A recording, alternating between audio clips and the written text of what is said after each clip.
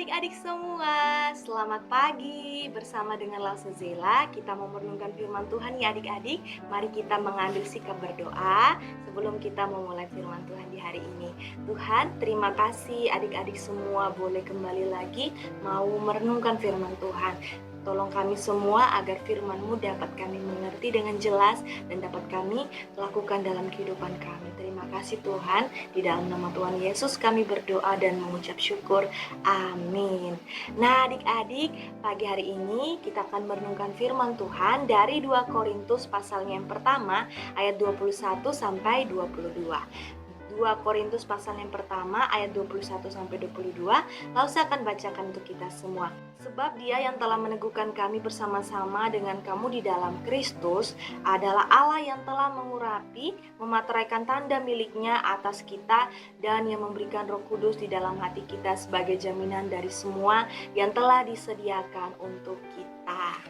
Nah adik-adik semua, adik-adik pernah lihat tidak sebuah materai yang ditempelkan di dalam surat? Materai itu adik-adik kecil seperti ini dan dia ditempelkan di bawah, kemudian di atasnya ditandatangani. Artinya adik-adik, materai ini ada di dalam sebuah surat perjanjian. Fungsinya materai ini sebagai tanda, sebagai bukti bahwa surat ini sah dan surat ini dapat dipakai untuk keperluannya adik-adik. Nah adik-adik, hari ini renungan firman Tuhan kita dengan tema Roh Kudus, materai bagi kita.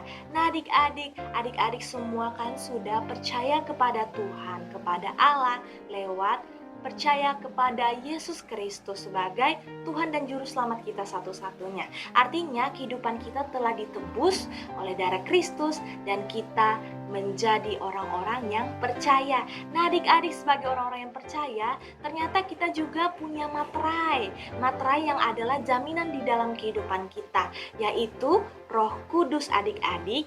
Sebab Allah telah memberikan kita kepercayaan sehingga kita teguh untuk dapat percaya kepada Kristus, dan Kristus telah memberikan Roh Kudusnya bagi kehidupan kita sehingga kita adalah milik Tuhan. Roh Kudus itu sebagai tanda bahwa kita adalah milik Tuhan.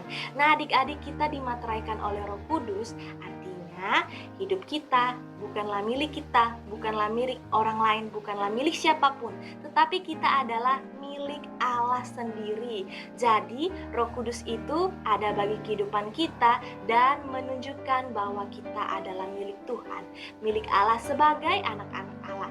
Nah adik-adik, kalau kita sudah menjadi anak-anak Allah, artinya kita tidak lagi hidup di luar Kristus, di luar Allah, tetapi kita hidup di dalam Allah, di dalam Kristus adik-adik. Sehingga apa?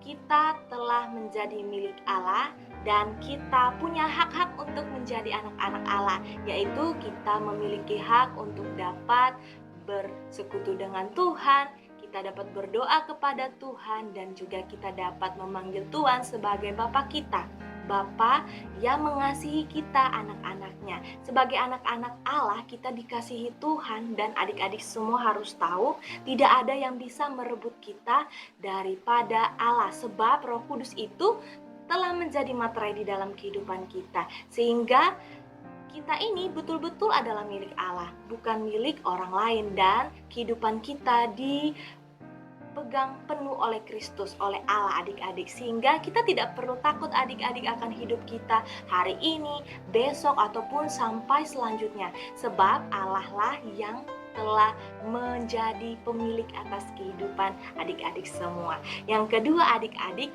materai itu juga sebagai tanda bahwa kita akan pada ayat yang ke-22 bahwa sebagai jaminan dari semua yang telah disediakan untuk kita. Nah adik-adik, Tuhan akan memberikan jaminan di dalam kehidupan kita. Kita akan diberikan kekuatan dan penyertaan Tuhan. Roh Kudus itulah yang akan ada selalu bagi kita untuk dapat memelihara kehidupan kita, memelihara iman percaya kita. Artinya saat kita sudah percaya adik-adik, Roh Kudus terus bekerja di dalam kehidupan kita sebagai jaminan pemeliharaan iman kita kepada Tuhan. Sehingga adik-adik, jika adik-adik mau melakukan suatu kesalahan, melakukan sesuatu yang tidak benar, adik-adik kemudian ingat firman Tuhan. Nah, itu adik-adik, Roh Kuduslah yang menjadi penolong kita untuk dapat memelihara kita agar kita tetap ada di dalam jalannya Tuhan, adik-adik. Sehingga kekuatan kita itu bukan dari kekuatan kita sendiri, tetapi dari kekuatan Roh Kudus yang terus mengingatkan kita dan memberikan kita kekuatan, adik-adik, sehingga kita nanti dapat sampai kepada tujuan yang Tuhan inginkan dalam kehidupan kita. Di dalam akhir kehidupan kita, kita boleh menerima keselamatan yang daripada Tuhan. Oleh karena Roh Kudus tersebut telah menjadi jaminan di dalam kehidupan kita bahwa kita sungguh-sungguh adalah milik Tuhan, adalah anak Allah, dan akan ada hal-hal yang Tuhan berikan bagi kita nanti kelak, dan sebelumnya itu Roh Kuduslah yang telah menjadi jaminan di dalam kehidupan kita. Demikian firman Tuhan yang hari ini kita renungkan. Semoga adik-adik semua mengerti ya bahwa kehidupan kita sebagai anak-anak Allah telah diberikan Roh Kudus untuk dapat menjadi jaminan atas kehidupan kita. Demikian firman Tuhan, mari kita berdoa adik-adik. Tuhan Yesus, kami bersyukur hari ini kami boleh merenungkan firman Tuhan. Tolong adik-adik semua agar mereka dapat mengerti. Di dalam nama Tuhan Yesus kami berdoa dan mengucap syukur. Amin. Sampai jumpa adik-adik di renungan harian esok hari. Tuhan Yesus memberkati. Dadah.